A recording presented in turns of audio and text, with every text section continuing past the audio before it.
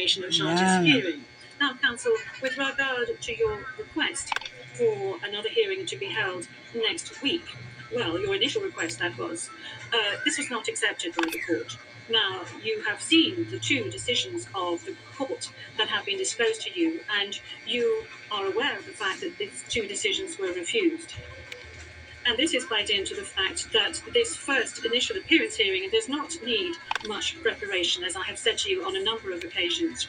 I am now going to move on to the third stage, which is to set the date for the confirmation of charges hearing.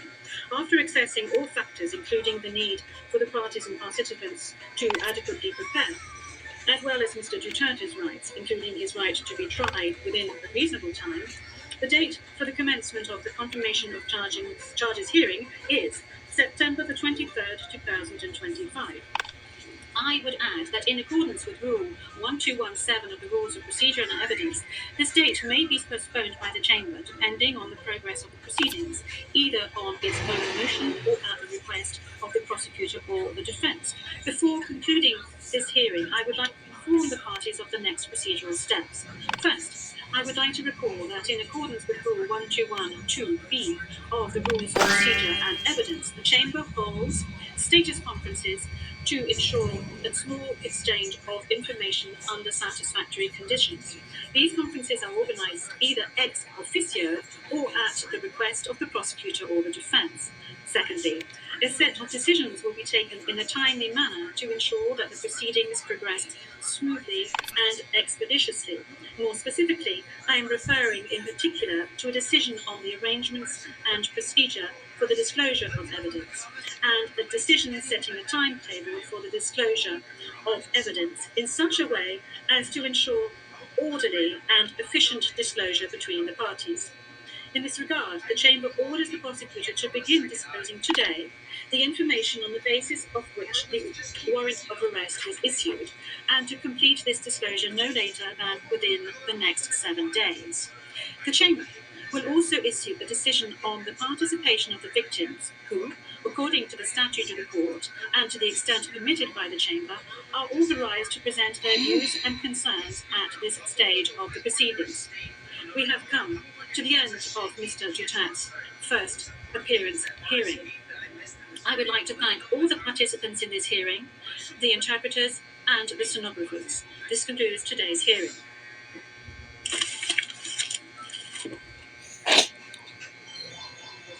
From the lead judge there at the ICC, Julia Antonella Moito.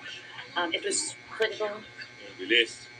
Bilis, ganun lang yung preliminary, pre-trial. Ibig sabihin, malaki ang chance natin dito, malaki ang laban natin dito na mapauwi agad si Tatay Digong. So hindi naman makikitaan ng bias yung mga judge, no? So sinabi nila yung hinihiling ni yung abogado ni Tatay Digong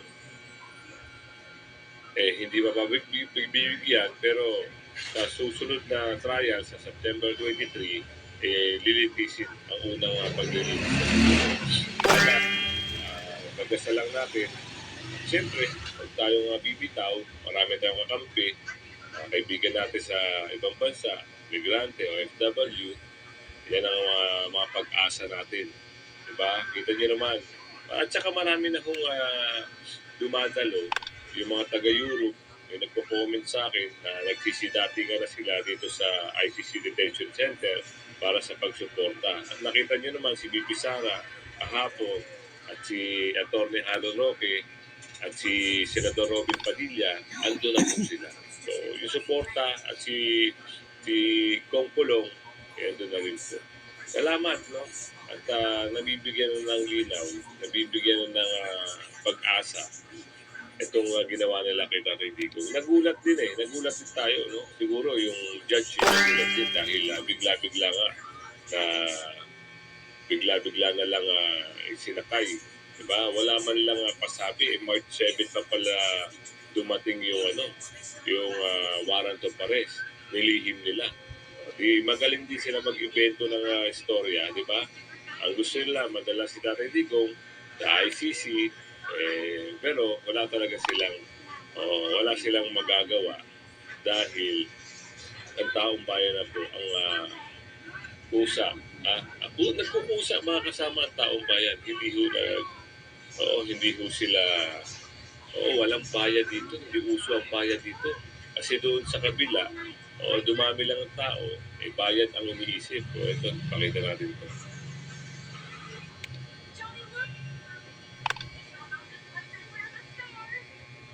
Wala. Bakit? Tingnan nga natin. Ayun, si Bibi Sara. Yes, that is the poverty, that is the corruption, that is Diba? the failure of the government to answer from the people about accountability and transparency. The failure of the government to address peace and security in our country. Tama. So, because I wanted to give it airtime, I wanted to give the flowers airtime. Diba flowers, talaga pa kay Bibi Sara. I don't know who gave this, but the people who gave this made efforts to go to a flower shop and buy flowers. So, Salamat po sa nabigyan ng flowers. Just to say thank you to those who took time to buy flowers. They know I love flowers, so thank you. How is it held? Now, you now address the Philippine community here in the TV. Okay, because this is a media, okay?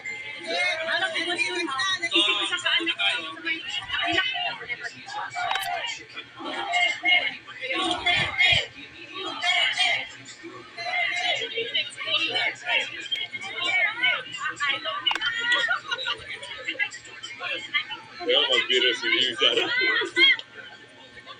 So, na po na tayo. May ano tayo doon ng... Wait. Sino nagkakain?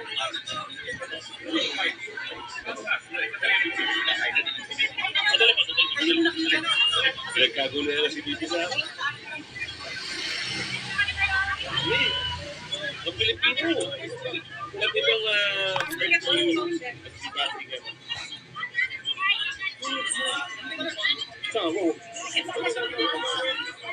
pag yan ang nakita ng ICC judge, for sure,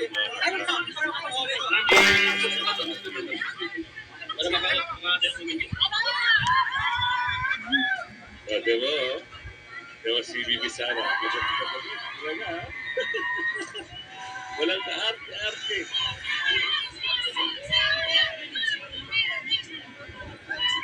Walang kaarte-arte ang Bibi. James, ang mic, James.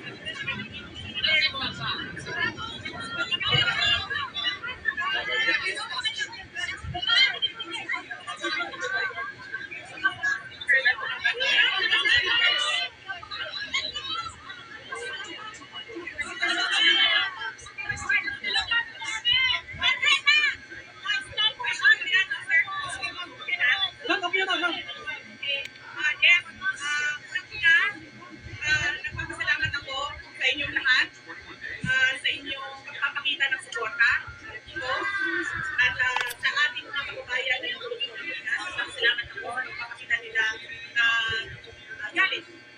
At sa nangyari kay President Duterte, sa nangyayari sa ating bayan. Napakahalaga yung pagpapasalamat ko sa mga dasal ninyo. Madami ang nagdadasal at malaking tulong yun ang dasal. Dahil nagbibigay yun ng lakas ng loob sa lahat ng pinagdadaanan ngayon ni President Duterte. Bawat gamot, pampaganda at serbisyo, may alagang nila para sa iyo. Life doesn't have to wait. ST for easy payments with SB Later, 0% interest pa on all items. Sure? Yes. Kahit ito? Ito? Yes. Sure na sure. Check out ka na to. Shop na. Pangalawa, marami sa inyo ang hindi nagtrabaho ngayon. Tama.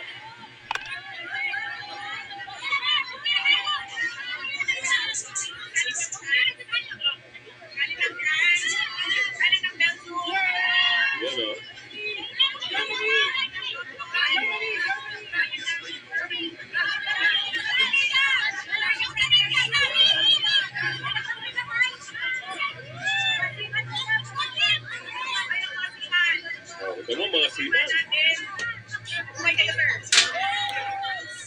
Ilang oras na ito? Paano mo nalaman? 3 minutes. 3 minutes pa. Napakahalaga ng inyong mga trabaho, kaya huwag ninyong bayaan.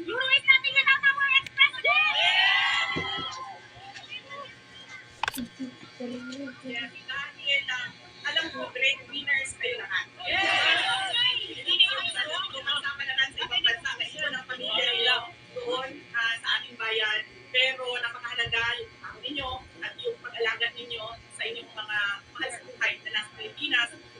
Alalahanin natin napakahalaga yung edukasyon nila. Kailangan natin sa ulit-ulit hingin sa kanila na yun ang magpapabago sa buhay nila, ang edukasyon nila. So maraming salamat dahil it is heartwarming na kahit mawalan kayo ng trabaho, mawalan kayo ng sweldo sa isang araw, mawasan ang inyong leave. Ilan po sa inyo ay nakapag-absent kahit wala ng leave.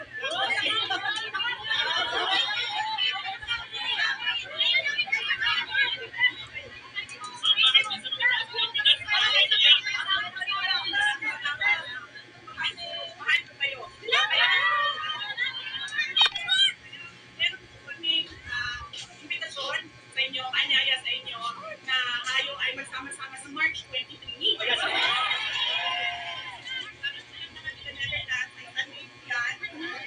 Sabi ko kanina sa mga kasama natin na kabayan dito, sabi ko, Friday, Saturday, maglaban na kayo. Dahil Saturday, kita-kita tayo. March 23. Ayan po, pakiusap si Bibi Sara na po ang nagmensahe sa mga taga-Europe. Huwag niyo pong pabayaan si Bibi Sara. Sama-sama po kayo. Pumunta po kayo dyan sa suporta at alam nyo na sarili nyo na talaga ang mga Duterte, si Bibi Sara at si Tatay Digong ay nagbigay ng pag-asa. Suporta natin. Location Netherlands, hindi ko lang alam kung saan Amsterdam pero dito siya sa Netherlands. Asa siya yung